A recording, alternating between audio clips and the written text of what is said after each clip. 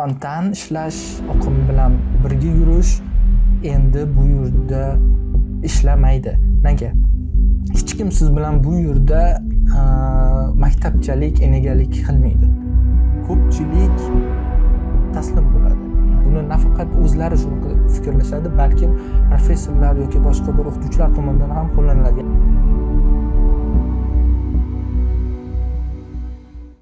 Assalomu alaykum aziz do'stlar.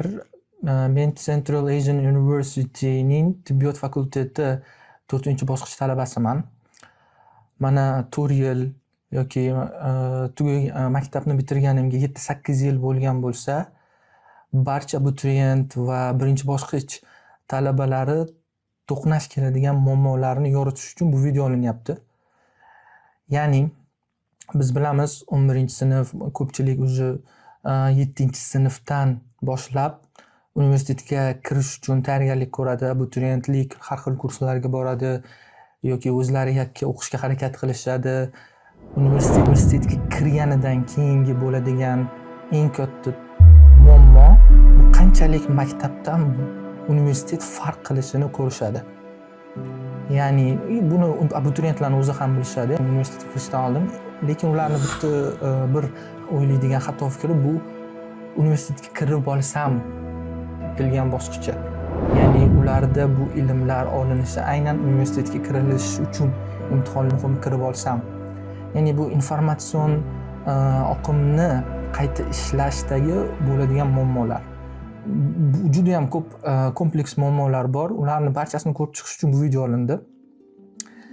11-sinf, 10-sinf o'quvchilari imtihonga tayyorlanishadi, kirishadi universitetga, o'zini xohlagan universitetiga kirishadi. Euforiya bo'ladi, ozgina vaqt, ochiq eshiklar kuni universitetlarda o'tkaziladi. Hamma xursand, ota-ona xursand. O'zining krugida deymizmi, oilasini nazdida u bo'ldi, muvaffaqiyatli talaba bo'ldi va kelajagi porloq va shundan ilhomlanishadi talabalar, 1-bosqichda aynan talabalari. Lekin aynan o'quv jarayoniga kirish bilan haqiqiy muammolar boshlanadi. Va qanaqa bu muammolar? Birinchi o'rinda maktab bilan keling universitetning farqini bilib olaylik. Maktab o'zi nima? Oddiy tushuntiradigan bo'lsak, maktabdagi ta'limda o'quvchi berilgan vazifani bajarishi bilan ishi yakunlanadi. Uyushi beriladi, bu uyushi qilinadi, kelinadi, baho qo'yiladi, bo'ldi. Bayli nazorat ishlari bo'ladi, ba'zi bir imtihonlar bo'ladi, lekin ularni spontanni oqim bilan qilish bilanoq ish bitiladi. Lekin katta hayotga qadam qo'ygan har bitta talaba, har bitta bola biladiki, bu texnika endi ishlamaydi. Spontan ishlash, oqim bilan birga yurish endi bu yerda ishlamaydi. Nega? Birinchi o'rinda informatsion oqim. Informatsion oqim universitetda juda ko'p. Aynan tibbiyot faniga keladigan, tibbiyot fanlariga keladigan bo'lsak, juda ham ko'p talabalar qaysidir ma'noda shokka tushishadi. Chunki fanlarning ko'pligi ham mayli, ularni qiyinligi, ularni umuman tushunib bo'lmasligi, bularning hammasi qisqa vaqt oralig'ida o'zlashtirilishi kerakligi bo'lgani sababli ko'pchilik juda ham kuchli stress va depressiyaga tushib qoladi. Ikkinchisi, hech kim siz bilan bu yerda maktabchalik enegalik qilmaydi. Hech kim siz bilan ishi bo'lmaydi. Siz yakka jang maydonida qolgan bir askar kabi bo'lib qolasiz. Hech kim ishi yo'q. Eng yomoni ba'zi bir professor yoki ba'zi bir ustozlar, ba'zi bir hattoki oila a'zolaringizdan ota-onangiz ham hatto kerak bo'lsa sizga bosim qilishi ham mumkin. Bu bosim va ko'p qolgan faktorlar, informatsion oqim ko'pligi, siz o'zi yakka tizimda bo'lishingiz va jang maydonida qolib ketishingiz bu sizni kuchli depressiyaga tushiradi va ko'pchilikni depressiyaga tushiradi. O'zim ham boshimdan o'tgan va bu depressiya tufayli ko'pchilik taslim bo'ladi. Ya'ni o'quv jarayoni boshlandi, universitetda boshlandi, o'qishyapti, professor dars o'tyapti, kelishadi, uyga keladi, qaytib keladi, juda ham charchagan bo'ladi ko'pchilik. keladi, kitob ochadi, o'qiydi, tushunishi mumkin kimdir tushunmasligi mumkin. Endi talabalar bir necha guruhga bo'linadi. Xo'p, birinchi guruh talabalar befarqlik yo'qoladi. Ya'ni ular ko'radi bu og'ir yukni, o'qimayman, bo'ldi. Ya'ni yoki imtihonlardan bir amallab o'tib olsam, oxirida yakunlayman, diplom olaman, ketaman, o'zim ishimni qilaman deydi. Ikkinchi guruh talabalar o'qishga harakat qiladi, ya'ni o'zidagi bor mas'uliyatni olishga harakat qiladida, o'zlarini oxirgi chegaragacha olib borishadi. Ya'ni ular ko'rishadi, a'lochi o'quvchilar bor va a'lochi o'quvchilarga yetib olishim uchun menda yagona bo'lgan chora bu kechalari bilan o'qib chiqish. Buni nafaqat o'zlari shunaqa fikrlashadi, balkim professorlar yoki boshqa bir o'qituvchilar tomonidan ham qo'llaniladi. Ya'ni u kechasigacha dars qilib chiqdi, soatlab fikrladi, soatlab o'yladi, soatlab yozib chiqdi, lekin bu effektiv emas. O'zini tabiatdan bu juda ham effektiv bo'lmagan metodlar aslida. Ya'ni og'ir mehnat qilish, ko'p mehnat qilish deydigan tushunchalar qaysidir ma'noda noto'g'ri yetkazilinadi talabaga va bu talabalar ba'zida даже imtihonlardan o'tishi ham mumkin. Yaxshi baholarga o'tishi mumkin, lekin ularni orttirib oladigan yagona muammosi bu depressiya, stress. Ular ko'p joyda ulgurmagan yoki bu o'qib borayotgan ma'lumotlarni real hayotda qo'llanmasligidan xafa bo'lishi mumkin. A'lochi talabalarni esa ko'pchilik fikrlaydi, ya'ni ular tabiatan shunaqa. Ya'ni tabiatan iqtidorli, biz esa tabiatan iqtidorli emasmiz deb o'ylashadi. Bu o'zi aslida noto'g'ri. Va nima boshlanadi? Prokrastinatsiya birinchi muammolardan biri talabalarda boshlangan. Ya'ni bu prokrastinatsiya so'zi ishni keyinga qoldirish. Oddiy qilib ishni keyinga qoldirish. Ya'ni buni erinchoqlikdan nima farqi bor? Prokrastinatsiyada siz ishni juda ham muhimligini his qilasiz. U siz uchun juda ham muhimligini bilasiz, lekin jarayonga kelganda siz to'xtab qolasiz. Muzday qotib qolasiz. Va aynan oxiriga kelganda siz boshlaysiz. Qanaqa bo'ladi? Misol uchun imtihonga tayyorlanish jarayoni bir 8 hafta bo'lsa, talaba keladi, ochadi, shokka tushadi.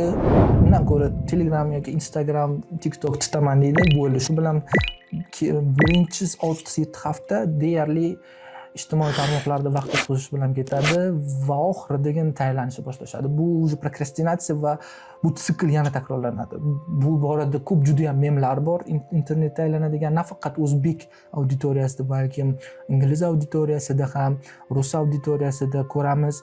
Bu sikl yana qaytariladi. Keyingi semestrda yaxshiroq o'qiyman deydi, lekin semestrga kirishi bilan yana o'sha sikl boshlanadi. Bu sikl davom etaveradi.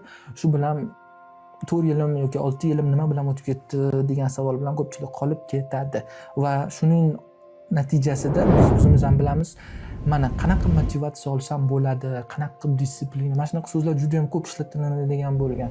Ya'ni motivatsiya o'zi nima, motivatsiya qayerdan keladi? Ko'pchilik motivatsiya yo'q, motivatsiya kerak emas, senga disiplina kerak deydi.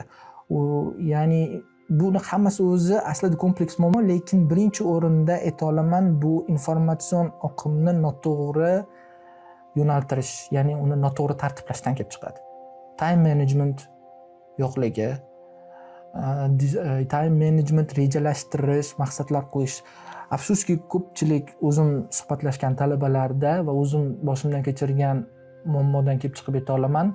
Ko'pchilik time management deganda aynan bugun turdim, nimalar qilishim kerakligini yozib chiqdim degani bilan yakunlanmaydi. Ya'ni ko'pchilik shunaqa fikrlaydi. Men qildim-ku, lekin qila olmadim. Yozib chiqdim, lekin qila olmadim. Negaki rejalagan ishim bo'yicha ketmadim. Rejaladim, lekin qila olmadim. Lekin u time managementning asosiy maqsadi siz bir kun ichida yozib chiqqan ishlaringizni qilib chiqishingiz emas. Ularni hammasini o'chirib chiqish. Time managementning maqsadi siz uzoq muddatli reja va maqsadlar qo'yishingiz kerak. Va vaqtni to'g'ri taqsimlash bilan, ya'ni sizga kerakli bo'lgan vazifalarni prioritizatsiya qilishingiz orqaligina siz time managementni qura olasiz. Aytaylik, bizda bir 6 ta fan bor deylik. Anatomiya, farmakologiya, fiziologiya, mikrobiologiya va histologiya juda ham muhim fanlar olaylik deylik. Bu fanlarni o'zlashtirmoqchi bo'lsangiz, sizga kerakli resurslar yozilib chiqilishi kerak. Ya'ni time managementda mana 1 yil davomida qaysi resurslarni ishlatasiz, yozib chiqasiz. 1 yil ichida yozilgan o'sha resurslarni yozganingizdan keyin mavzular.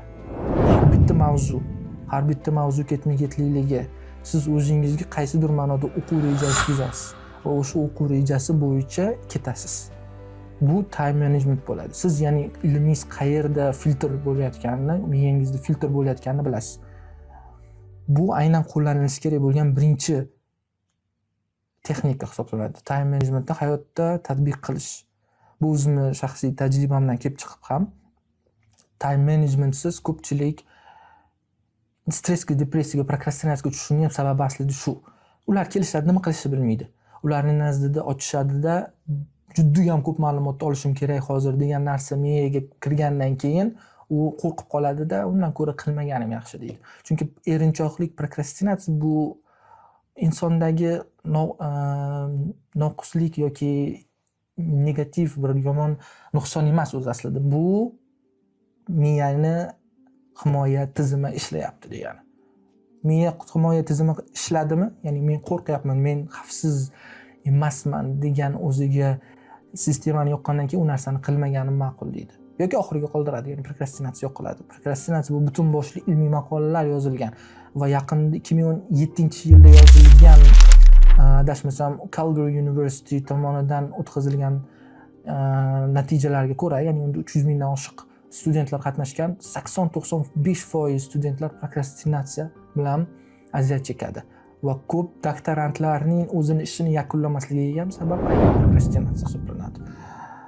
Bu eng katta muammo. Va shundan kelib chiqadi motivatsiya va stress degan savollar. Xo'p. Bu gaplarim bilan nima demoqchiman? Agar siz o'quv jarayonida qandaydir muammoga to'qnash keldingizmi, bu o'zingizdagi bor muammo tufayli emas. Bu siz qo'llayotgan texnikalarda muammo borligida. Siz to'g'ri o'quv rejasi tuzib chiqishingiz kerak. O'zingiz qiladigan, o'zingiz yetishtirib chiqarmoqchi bo'lgan o'zingiz kasb hunarlarni orttirmoqchi bo'lsangiz reja tuzishingiz kerak. Bu farqi yo'q. Agar sport bilan shug'ullanaman, ya'ni jismoniy tarbiya, ba'zi bir sport bilan shug'ullanaman desangiz, albatta bunga ham reja kerak bo'ladi. Qaysi guruh mushaklariga ishlash yoki har bittasi rejali bo'lsagina biz balansni ushlab qola olamiz. Uning uchun kuniga 8 soatlab ishlash shart emas. Chunki bu ilmiy isbotlanmagan, aynan 8-9 yoki juda ham ko'p soatlar ishlagangina odam mana shunaqa o'quv jarayonida muvaffaqiyatga erishadi degan. Eng muhimi sifat. Tadqiqotlarga ko'ra, atigi miya 2 va 4 soat oralig'ida chuqur diqqatga kiradi. Ya'ni miya kira oladi chuqur diqqat holatiga faqatgina shu muddat oralig'ida. Undan ortig'i miya uchun ko'plik qiladi. Ya'ni men diqqatimni jamlamayapman deb o'zingizni ayblayotgan bo'lsangiz, tabriklayman. Bu normal fiziologik holat. Miya chalg'iydi. O'tkazilgan ko'p agar konferensiyalarga bo'lsangiz ham, professorlarning o'zlari ham o'quv jarayoni eshitib o'tirgan konferensiya zalida ozgina telefoniga chalg'ishi mumkin va bu yomon narsa emas. Bu miyani reaksiyasi. Bu miyaning normal reaksiyasi, chalg'ish. Shuning uchun ham pomidoro texnikalari va shunga o'xshash texnikalar chiqib ketgan. Qisqa muddatda vaqtni ushlab turib, keyin yana ozgina chalg'ish. Bu larni yaratilish sababi aynan miyani o'rganilgani tufayli. Miya chalg'iydi. Normal holat. Miya joniga tegadi bir xil narsalik. Shuning uchun ham shu narsalar o'ylab topilgan. Videoni oxirida shuni ayta olamanki, agar sizda muammolar bo'ladigan bo'lsa, bu muammolar aslida muammolari ham emas. Bularni sistematik ketma-ketlikda yechsa bo'ladi. O'zingizga maqsad qo'yib, maqsadlar sari erishishga harakat qilsangiz, uning uchun o'zingizni chegaragacha birovlarning standartiga qarab turib qilish shart emas. O'zingizni vaqtingizni o'zingiz xohlaganchalik sarflasangiz, shunda o'quv jarayongingiz ham ancha yengil, sifatli va maroqli bo'ladi deb umid qilaman. Hammaga rahmat. Keyingi videolarda albatta har bitta texnikalar haqida, o'quv jarayonlari haqida, ularning ketma-ketlikligi, ular qanday qo'llanilishi, ilmiy maqolalarda qanday, ularni hammasini gaplashamiz. Assalomu alaykum.